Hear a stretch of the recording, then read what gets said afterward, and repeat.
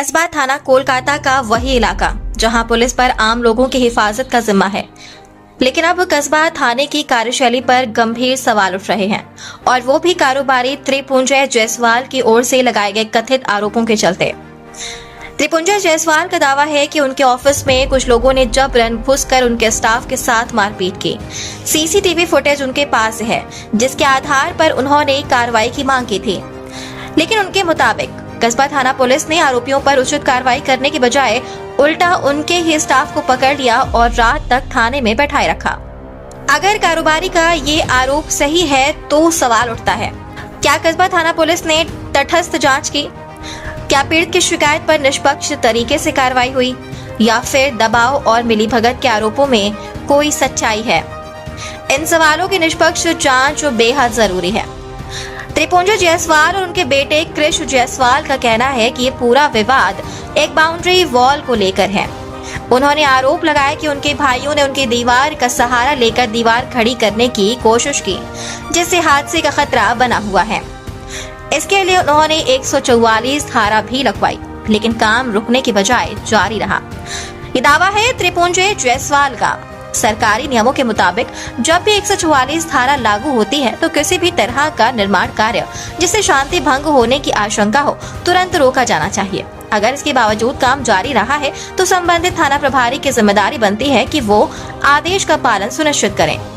कारोबारी का आरोप है कि उन्होंने कस्बा थाना से लेकर लाल बाजार तक कई बार फोन किए, शिकायत दर्ज करवाई, लेकिन उनकी आवाज नहीं सुनी गई। उल्टा जिन पर मारपीट का आरोप था उनके खिलाफ कार्रवाई की बजाय पीड़ित के स्टाफ को ही घंटों थाने में बैठा कर रखा गया। अगर ये बातें सही साबित होती हैं तो ये न सिर्फ कानून व्यवस्था पर सवाल खड़ा करती है, बल्कि पुलिस प्रशासन के निष्पक्षता पर भी बड़ा धब्बा लगाती है। ऐसे मामलों में नियमों के मुताबिक निष्पक्ष जांच, दोनों पक्षों का बयान और सबूतों की कानूनी पुष्टि बेहद जरूरी है। इस मामले में त्रिपुंजय जायसवाल और उनका परिवार डरा हुआ है। उनका कहना है कि अब वो पुलिस से नहीं बल्कि अपने ही थाने से डरने लगे हैं। इसीलिए वो स्थानीय विधायक और राज्य मंत्री जावेद अहमद खान से मदद की गुहार लगा रहे हैं। पत्रकारिता के नियम कहते हैं कि पुलिस प्रशासन पर लगे हर आरोप की निष्पक्ष जांच होनी चाहिए। अगर कस्बा थाना पुलिस पर लगाए गए आरोप गलत हैं तो उन्हें तथ्य सामने रखकर खारिज करें, और अगर आरोप सही हैं तो दोषियों पर कड़ी कार्रवाई हो, क्योंकि पुलिस पर आम जनता का भरोसा बना रहना ही लोकतंत्र और संविधान का असली मतलब है। हमारी यही उम्मीद है कि त्रिपुंजय जायसवाल और उनके परिवार को इंसाफ मिले और कस्बा थाना पुलिस अपनी निष्पक्षता साबित करे। कानून सबके लिए बराबर है, चाहे वो आम आदमी हो या फिर वर्दी पहने रखवाले। मेरा नाम त्रिपुंजय जायसवाल है, 3G doctor GS Bose road, Calcutta 7,39,। और मेरा ये जो टिम्बर का बिजनेस है, सनराइज टिम्बर कंपनी का हम प्रोप्राइटर हैं। हम लोग का जो ये वाला जो ज़मीन है 10 कट्ठा ज़मीन था, जिसमें हम लोग का 3 भाई का डिवाइडेशन हुआ था।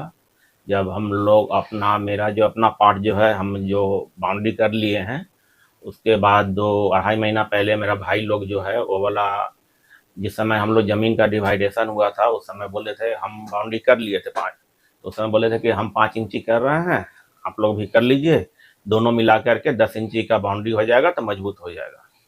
वो लोग उस समय किया नहीं। उसके बाद क्या हुआ, 2-2.5 महीना पहले वो लोग है तो बाउंड्री करना चालू किया। तो बाउंड्री जैसे हम किए थे, ज़मीन जो लेवल है उससे 4 फुट ज़मीन के नीचे, मतलब ज़मीन का जो लेवल जो है उसे 4 फुट नीचे से टाई बीम कलम दे करके करें।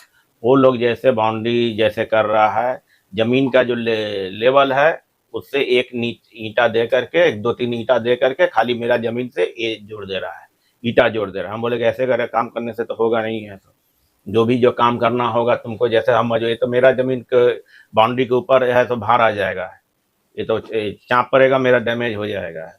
जिस तरह से हम किए हैं उस तरह से तुम लोग करो है। वो वाला बोल करके उस समय है तो काम बंद हो गया है। फिर एक सब 10 दिन पहले, मतलब 15 दिन पहले फिर ये लोग है तो बात उठाया कि करना है, ये है।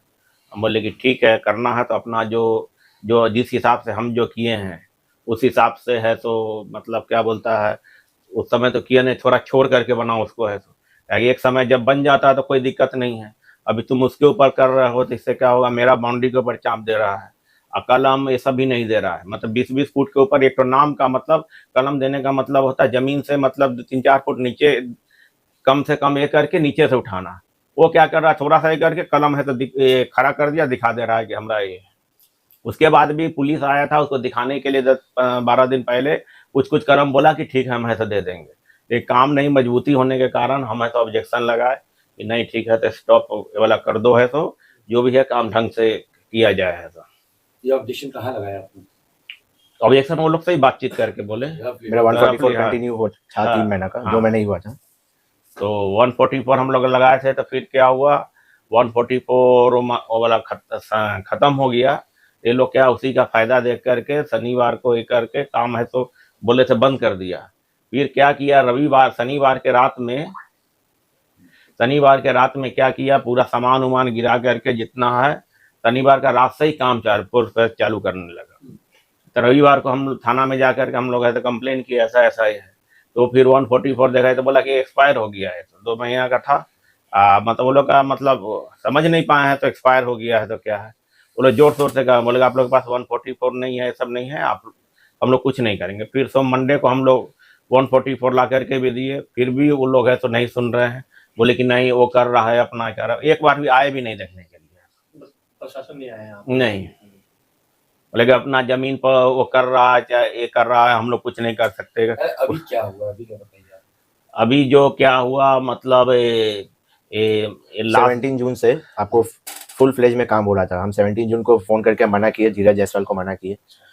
उसके बाद भी वो काम स्पीड में करा रहे हैं। 18 जून को मेरा एक्सीडेंट हो गया था, हम ओटी में थे, तो 4 दिन पापा भी थोड़ा हॉस्पिटल में डॉक्टर से आना जाना कर रहे थे और हम तो एडमिट ही थे। तो मम्मी बार बार लाल बाजार पुलिस स्टेशन में फ़ोन कर रही है, कस्बा में फ़ोन कर रही है कि यहाँ पे लोग 144 लगाए, फिर भी इलीगल काम रात में भी हो रहा है, रात में भी 10-15 लेबर के साथ काम हो रहा है, तो इलीगल था। फिर भी कोई रिस्पॉन्स नहीं आ रहा है, ना पुलिस कुछ बता रहे कैसे क्या करना है। हम लोग ऑलरेडी बहुत परेशान थे, तो उसके लेके 22 जून को मेरा स्टाफ गया वहाँ पे, जाके बोला कि थोड़ा भैया काम रोक दीजिए, जब उनका लड़का आएगा बातचीत करके आप काम शुरू कराइएगा। देखिए उतना तो हड़बड़ी का बात नहीं है। तब भी वो लोग काम नहीं रोके और उल्टा मेरे आदमी को अंदर में घुस के नीरज जायसवाल, धीरज जायसवाल और मुन्ना शाह, उनका 3 आदमी आए अंदर में, उनको रूम से घसीट के बाहर फेंक के मारे, उनको 3-4 लात 3-4 झापर उसको मार के वापस चले गए। बोले कि तुम रुको यहाँ पे, थाना आ रहा है। ये जो बड़ा आरोप लगा रहे मारे, इसका क्या प्रूफ है? इसका मेरे पास आपको कैमरा में वीडियो है, आपको हम वीडियो शो कर सकते हैं। दिखाइए।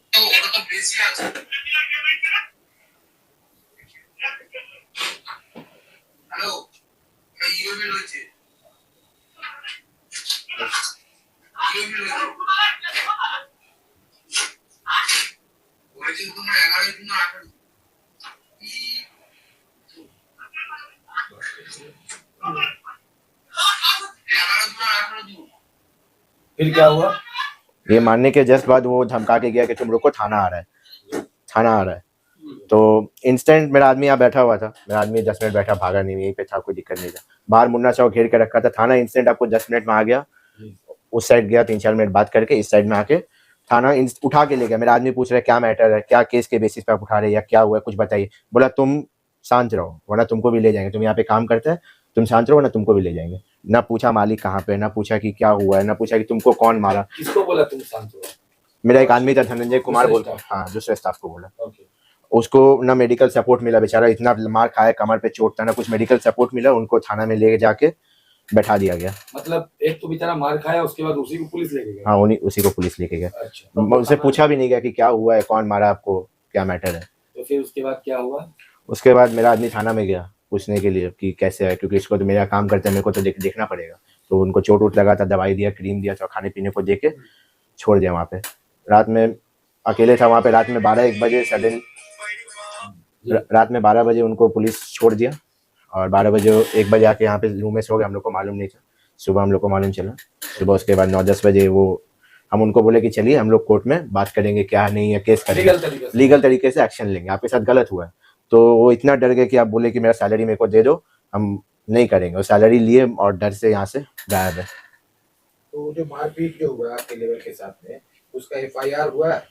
नहीं, FIR नहीं हुआ उसका। पुलिस कंप्लेंट किया? हाँ, मैंने पुलिस कंप्लेंट किया। मैंने आपको वो लेटर जो हुआ है, वो लेटर DC ऑफिस में दिया है। वो जो हुआ है, जो मैं यहाँ पे बोलो सेम लेटर में लिखा हुआ है, DC ऑफिस में दिया है। और रिसीव कॉपी दिखाएंगे आपको? हाँ, उसका रिसीव कॉपी मैं दिखा रहा हूँ। ये वाला लेटर है, ये मैंने डीसी ऑफिस में दिया और कस्बा पुलिस स्टेशन में भी मैंने डिपॉजिट दिया है। इसमें सेम मैटर सब लिखा हुआ है आपको। ठीक है। ये मैंने कल दिया है और अभी तक कोई एक्शन। तो आपके स्टाफ को आपके ऑफिस में घुसकर मार रहा है, आप लोग को भी धमकी उमकी दे रहा है कुछ? धमकी तो दे रहा है हाँ। कि काम रोकोगे तो तुम मारे जाओगे। अच्छा, धमकी वो पहले से ही वैसा ही है, मतलब उनका बिहेवियर बहुत फेरोशियस आपका बिहेवियर जो है। सगा चाचा है, आपके सगे भाई है, तो ऐसा बिहेवियर क्यों?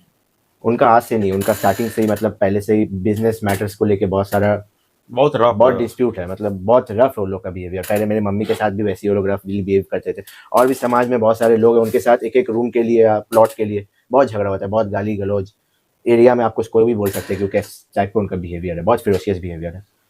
आप देख ही सकते हैं, मतलब जिसका इतना हिम्मत है कि मेरा गेट पे आके 4 आदमी के सामने मार सकते हैं, उसका क्या क्या नहीं कर सकता। पुलिस के बारे में, पुलिस के जॉब रोल के बारे में क्या कहेंगे? कस्बा थाना का पुलिस को आपने वो वीडियो दिखाया था जो सीसीटीवी वीडियो मारने पीटने वाला? नहीं, पुलिस को तो मैंने नहीं दिखा। देखा ही नहीं होगा। पुलिस को मेरा आदमी लगा हुआ था, 3-4 दिन गया, मतलब उनको दिखाने की कोशिश की कोशिश की बट वैसा कुछ हुआ नहीं। और हम लोग तो खुद एडमिट थे, मम्मी जा नहीं सकती है, पापा का भी थोड़ा बहुत सारा हेल्थ इश्यूज है। चलिए ठीक है, वो सिचुएशन मामला था। कल जब आप लोगों ने पुलिस में एफआईआर दर्ज करने की कोशिश की जी।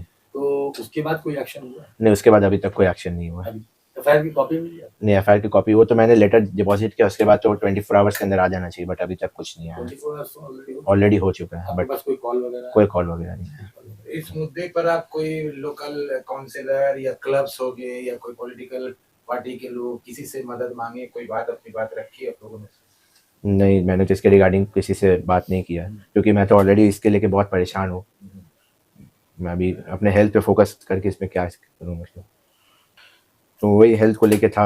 आप देखिए, जैसे अब मेरी मम्मी इतना बार पुलिस को फ़ोन की, इतना बार लाल बाज़ार से कंट्रोल रूम में फ़ोन किया, जब वो उन्होंने एक्शन नहीं लिया, और लास्ट में आके उनका मतलब इतना फेरोशियस मारपीट करके तब भी मेरा आदमी को ही उठा के ले गए। मेरा आदमी मार भी खाया, ना मेडिकल सपोर्ट मिला, ना कुछ, ना मेरे से पूछा गया कि क्या हुआ। जब मतलब सिस्टम अपना काम नहीं कर रहा है तो उसमें हम कैसे, आप किसको बताने जाए जब पुलिस में केस ही नहीं हो रहा है। तो फिलहाल अभी आप लोग क्या चाहते हैं? देखिए, जो आदमी ऐसे मेरे आदमी को मार सकता है वो कल मुझे भी मार सकता है, मेरे पापा को भी मार सकता है। जो पहले से उनका ऐसा बिहेवियर है तो कल भी वैसे ही रहेगा। तो इसके लेकर के हम चाहते हैं कि जो उन्होंने गलत काम किया है, जो उन्होंने एक्टिविटीज़ किया है, तो कल्प्रिट को लीगली एक्शन लिया जाए पुलिस के थ्रू। और मैं खान सर से भी रिक्वेस्ट करूँगा कि यहाँ के लोकल एमएलए से कि उनके प्रति एक्शन लिया जाए, कि उनके आसपास में शांति बना रहे और मेरा काम प्रॉपरली चले, क्योंकि मैं ऑलरेडी अभी बहुत परेशानी से गुजर रहा हूँ। तो इसको लेकर के कार्रवाई किया जाए। आप क्या कहना चाहेंगे?